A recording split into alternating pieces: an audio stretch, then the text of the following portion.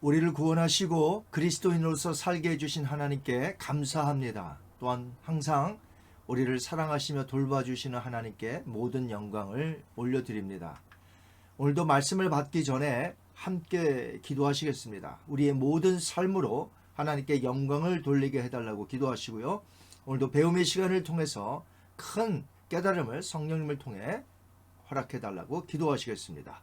자비로우신 아버지 하나님, 우리의 모든 삶에서 우리의 구원자 되신 하나님께 모든 영광을 돌리며 살게 하여 주옵시고, 오늘도 말씀을 배웁니다. 성령님 스승되어 주셔서 우리에게 큰 깨달음을 주옵소서. 감사하며 예수님의 이름으로 기도하옵나이다. 아멘. 오늘은 바른 신학 바른 생활 제45가 그리스도인의 구제 생활에 대해서 배우도록 하겠습니다. 오늘은 구제에 대해서 다루고자 합니다. 지난번에는 우리가 그리스도인의 물질관을 다루었습니다. 그러면서 그리스도인의 헌금 생활까지 다루었죠. 이제 오늘은 물질관의 연장선상에서 다루고자 하는 내용인데 바로 구제 생활입니다. 사실 구제는 예수님을 믿는 기독교인들만 하는 것은 아닙니다. 세상 사람들, 타 종교인들, 심지어는 무종교인 중에서도 구제를 합니다. 구제를 하는 정도가 아니라 어떤 사람들 중에는 그 구제하는 헌금 액수가 상상을 초월하게 많이 하는 사람들도 있습니다. 이 기부 문화가 잘 되어 있는 미국에서 꼭 크리스찬이 아니더라도 그들이 구제하는 이유는 여러 가지가 있을 것입니다. 작게는 자신의 것을 나누고자 어떤 모금에 조금씩 동참하는 사람들이 많이 있습니다. 부자들의 경우에는요, 구호단체들을 통해서 많은 금액으로 어려운 사람들을 돕습니다. 어차피 세금으로 나갈 것이기에 구제로 사용하는 사람들도 있고요. 또한 자신이 가진 명성과 위치 때문에 안 할 수가 없어서 할 때도 있습니다. 여하튼 여러 가지 이유로 구제할 수 있습니다. 심지어 큰 액수를 기부함으로 자신의 죄를 씻거나 남을 돕는 일은 착하고 의롭게 될 수 있다고 생각하여 큰 금액으로 기부하는 자들도 있습니다. 세상 사람들의 경우 역설적이게도 큰 기부를 많이 하면 할수록 예수님을 믿어 구원받기 힘들다는 말도 있습니다. 그 이유는 예수님을 믿지 않더라도 자신이 엄청난 기부금을 내므로 자신이 착하고 의롭기에 천국과 같은 좋은 곳에 갈 수 있다고 착각할 수 있기 때문이죠. 그렇게 우리는 성경적인 구제가 무엇인지를 알고 실천하는 것이 중요합니다. 구제는 신구약 성경에 일관되게 강조되고 있는 하나님 나라의 핵심 가르침 중에 하나입니다. 신명기 14장 28절 29절 보겠습니다. 매 3년 끝에 그해 소산의 10분의 1을 다 내어 너의 성읍에 저축하여 너희 중에서 분깃이나 기업이 없는 레위인과 너의 성중에 거류하는 객과 및 고아와 가부들이 와서 먹고 배부르게 하라. 아멘. 하나님은 아예 구제할 사람들의 대상을 정해주시고 그들을 위해 저축하여 두었다가 그들로 약간 먹게 하라고 한 것이 아니라 와서 배불리 먹게 하라고 명령을 내리셨습니다. 그러니까 하나님의 백성으로서의 구제는 내가 해도 그만 안 해도 그만인 선택적인 옵션이 아니라 크리스찬이라면 반드시 해야 되는 하나님의 명령인 것입니다. 레위기서 23장 22절도 보겠습니다. 너희 땅의 곡물을 벨 때에 밭 모퉁이까지 다 베지 말며 떨어진 것을 줍지 말고 그것을 가난한 자와 거류민을 위하여 남겨두라. 나는 너희 하나님 여호와니라. 방금 읽은 내용에서도 보면 이 밭의 주인이 추수할 때가 있지 않겠습니까? 그럴 때에 밭 모퉁이까지 다 베어서 추수하면 안 된다고 명하셨습니다. 그 이유는 가난한 자와 거류민들이 그것을 가져다가 먹을 수 있게 하기 위한 조치였습니다. 구제는 하나님의 마음을 갖는 것입니다. 그래서 내가 현재 구제하고 있다면 하나님의 마음을 알고 그 아버지의 마음을 내가 손과 발이 되어 실천하는 것이죠. 그런데 우리가 구제합시다라고 말하면 수많은 크리스찬들이 말하는 변명거리가 있습니다. 저 사람은 게을러서 저렇게 된 거야. 저 사람에게 돈을 주면 분명히 나쁜 짓을 할 거야 하면서 구제하는 일에 인색하다는 것이죠. 하지만 하나님께서는 우리에게 그런 판단을 하여 구제하는 일을 하지 않아도 된다고 하신 적이 없으십니다. 구제는 하나님이 우리 믿는 자들에게 주신 명령이요, 하나님 아버지의 마음인 것이죠. 하나님께서는 그의 백성들이 노예의 신분에서 급히 애굽에서 탈출했기 때문에 그들에게는 가진 것이 아무것도 없었음을 너무나 잘 알고 계셨습니다. 그래서 하나님은 애굽인들로 하여금 이스라엘인들에게 물품을 나누어 주도록 그들의 마음을 움직이셨습니다. 출애굽기 12장 35절 36절 보겠습니다. 이스라엘 자손이 모세의 말대로 하여 애굽 사람에게 은금 패물과 의복을 구하매 여호와께서 애굽 사람들에게 은혜를 입히게 하사 그들이 구하는 대로 주게 하심으로 그들이 애굽 사람의 물품을 취하였더라. 애굽에서의 탈출의 기억은 그때부터 하나님께서 이스라엘에게 무엇을 말씀하시던 애굽에서 종살이 하였다가 탈출한 것을 기억하라고 하십니다. 하나님의 은혜로 건진받은 것, 이방 나라에서 객이 되어 살았던 것, 나갈 때 필요한 것들을 받아 나간 것을 기억해야만 했습니다. 그래서 이스라엘 백성들은 항상 건진받았던 하나님의 은혜를 감사해야 했으며 자신들도 객이 되었던 적이 있었기에 나그네들에게 잘해 주어야 하며 또한 가진 것이 없어 맞기 때문에 가난한 자들에게 나누어 주며 구제 생활을 해야 했던 것입니다. 신약에서도 구제에 대한 가르침은 계속해서 나오고요. 예수님께서 구제에 대해서 이렇게 말씀하신 적이 있습니다. 마태복음 6장 1절에서 4절입니다. 사람에게 보이려고 그들 앞에 너의 의를 행하지 않도록 주의하라. 그리하지 아니하면 하늘에 계신 너희 아버지께 상을 받지 못하리라. 그러므로 구제할 때에 외식하는 자가 사람에게서 영광을 받으려고 회당과 거리에서 하는 것 같이 너희 앞에 나팔을 불지 말라.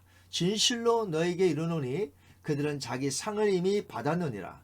너는 구제할 때에 오른손이 하는 것을 왼손이 모르게 하여 내 구제함이 은밀하게 하라. 은밀한 중에 보시는 너희 아버지께서 갚으시리라. 교회가 세워지고 성령에 의하여 예루살렘 교회가 어떻게 섬겼는지 한번 보겠습니다. 사도행전 2장 43절에서 45절 말씀입니다. 사람마다 두려워하는데 사도들로 말미암아 기사와 표적이 많이 나타나니 믿는 사람이 다 함께 있어 모든 물건을 서로 통용하고 또 재산과 소유를 팔아 각 사람의 필요를 따라 나눠주며 성령에 의해 세워진 교회의 모습이었습니다. 부유한 자들의 재산과 소유를 팔아 없는 자들의 필요에 따라 나눠주는 모습이야말로 구약에서 하나님께서 말씀하신 것을 성령에 의하여 이루어진 셈인 것이죠. 구약에서 어떤 말씀을 하셨을까요? 한번 보겠습니다. 신명기 15장 4절과 5절 말씀. 너가 만일 너의 하나님 여호와의 말씀만 듣고 내가 오늘 너에게 내리는 그 명령을 다 지켜 행하면 너의 하나님 여호와께서 너에게 기업으로 주신 땅에서 너가 반드시 복을 받으리니 너희 중에 가난한 자가 없으리라. 신명기 15장 4절과 5절의 말씀이 최소한 성령이 강림하여 세워진 예루살렘 교회 안의 성도들에게 이루어졌다는 것이죠. 부한 자들이 누가 시킨 것이 아닌데도 불구하고 자발적으로 자신의 소유를 팔아 사도들의 발 앞에 두어 그것들로 가난한 자들에게 나누어 주므로 이 교회 안에 들어온 그리스도인 중에는 가난함이 없어진 것이죠. 교회 밖에서는 가난한 자들이 차고 넘친다 해도 성령으로 인하여 세워진 교회 안에는 가난한 자들에게 필요한 것들이 채워져서 더 이상 가난한 자들이 없었다는 것입니다. 이런 속담을 들어보신 줄 압니다. 가난은 나라님도 못 구한다. 그런데 성령에 의하여 교회가 운영되니까 교회 안에 가난한 자들이 없어지는 것입니다. 가난한 자들의 삶을 부유한 자들이 자원함으로 메꾸어 줬다는 것이죠. 이렇게 구제하는 것은 하나님을 경외하는 자들의 삶의 모습인 것입니다. 사도행전 10장 1절과 2절 볼까요? 가이사랴에 고넬료라 하는 사람이 있으니 이달리아 부대라 하는 군대의 백부장이라. 그가 경건하여 온 집안과 더불어 하나님을 경외하며 그 다음에요 백성을 많이 구제하고 하나님께 항상 기도하더니. 사도행전 9장 36절 말씀입니다. 욥바에 다비다라 하는 여제자가 있으니 그 이름을 번역하면 도루가라. 선행과 그 다음에요 구제하는 일이 심히 많더니. 사도 바울의 사역 중에는 단순히 입으로 복음만 전하는 것만 있었던 것은 아니었습니다. 바울은 교회들을 서로 연결하여 어려움에 빠진 교회들을 구제하는 일에 직접 나서서 그 구제비를 전달해 주기도 했습니다. 바울이 나중에 예루살렘에 붙잡힌 후에 총독 앞에서 자신에 대하여 이야기할 때 이 구제 이야기도 나옵니다. 사도행전 24장 17절 말씀 보니까 여러 해 만에 내가 내 민족을 구제할 것과 재물을 가지고 와서 드리는 중에. 바울은 유대인들이 많이 살고 있는 예루살렘의 흉년으로 인해서 가난해진 성도들을 위해서 이방 교회들로부터 구제연금을 모아온 것을 예루살렘 교회에 전달했던 것이죠. 물론 구제는 그리스도의 사랑과 복음이라는 테두리 안에서 이루어져야 합니다. 그래서 구제할 때에 그리스도의 사랑과 복음이 배제된 채 이루어진다면 그것은 구제를 통하여 자신의 의와 착함을 나타나게 되므로 성경적인 구제를 할 수 없게 되는 것입니다. 구제는 단지 많이 가진 자가 없는 자에게 물질을 베푸는 것이 아닙니다. 하나님 아버지의 마음을 전달하는 것이죠. 당연히 거기에는 하나님 아버지의 사랑과 그리스도의 복음이 담겨져 있어야 합니다. 또한 그 일은 성령에 의하여 감당해야 하는 일들이죠. 우리는 교회를 통해서 구제할 수 있습니다. 코로나 구호품을 위한 물질을 보낼 때 여러분이 동참하실 수 있습니다. 우리는 그리스도의 사랑과 복음 안에서 구제하는 것이죠. 우리가 미국에서 잘 살기 때문에 우리보다 못한 자들에게 보내는 것이 아니라 아버지의 마음이 있기 때문에 그리스도의 사랑을 함께 멀리 있는 자들과 함께 나누는 것이죠. 교회에서는 남아공과 코스타리카뿐만 아니라 여러 선교지에 코비드 구호품과 입양아 아이들에게 사랑의 물질을 나누고 있습니다.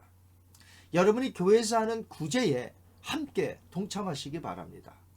또한 교회는 교인들 중에도 힘들어하는 자들과 함께 나누고 있습니다. 더 나아가서 여러분이 각각 개인별로 살아갈 때에 다른 어려운 이웃들과 함께 나누는 그런 구제하는 모습을 삶에서 보여야 할 것입니다. 또 지나가다 보면 차가 멈춘 곳에 홈리스들이 도움을 요청하는 경우가 종종 있습니다. 저는 개인적으로 이 영어로 된 전도지를 차 안에 항상 비치해 두고 또한 1불짜리 지폐를 많이 바꾸어서 차 안에 둡니다. 그래서 홈리스들을 만나면 이 전도지와 그 다음에 몇 불을 함께 주면서 예수님의 그 사랑과 구원에 대해서 잠깐 말을 합니다. 단지 돈만 주는 것보다 복음 전도지와 이 따뜻한 그리스도의 사랑을 함께 전할 때 그들도 예수님을 만나지 않을까요? 이 구제는 믿는 자들에게 주신 하나님의 명령이요 아버지의 따스한 마음이요 복음으로 가는 길입니다. 은밀히 그리고 감사하며 행하는 자에게는 하나님이 상을 주신다고 약속하셨습니다. 그전에는 나밖에 모르던 삶에서 함께 나누며 사는 삶이야말로 하나님이 진정 기뻐하시는 모습입니다. 바울은 우리가 변하면 이렇게 된다고 하였습니다. 에베소서 4장 28절에 도둑질하는 자는 다시 도둑질하지 말고 돌이켜 가난한 자에게 구제할 수 있도록 자기 손으로 수고하여 선한 일을 하라. 여러분은 그리스도 안에서 새롭게 변화받으셨나요? 그렇다면 여러분은 여러분의 물질 가운데 어느 정도를 구제하는데 사용하고 계신가요? 기부 생활에 얼만큼 동참하고 계신가요? 기부 생활을 하되 내 착함과 의로움을 나타내기 위한 것이 아니라 진정 아버지의 마음을 담아 우리가 구제를 하고 있는 것인가요?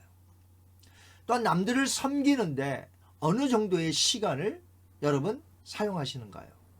스스로에게 한번 이 시간에 물어봤으면 좋겠습니다.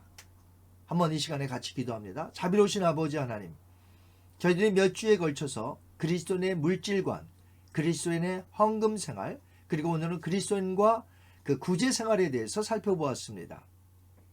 아버지께서 우리에게 맡겨주셨으니 우리가 마땅히 이웃을 사랑하며 어려운 이웃들에게 함께 우리 것을 나누어서 아버지의 마음을 그들에게 전달하기 원합니다. 단지 구제할 때에 나의 착함과 의로움을 나타내는 것이 아니라 바로 아버지의 마음을 담아서 그리스도의 복음이 나타날 수 있도록, 그리스도의 사랑이 나타날 수 있도록 구제하는 교회, 구제하는 가정들, 크리스찬들이 다 되게 하여 주옵소서. 감사하며 예수님의 이름으로 기도하옵나이다. 아멘. 다음 시간에는 그리스도인과 질병과의 관계에 대해서 배우도록 하겠습니다. 한 주간도 승리하시기 바랍니다.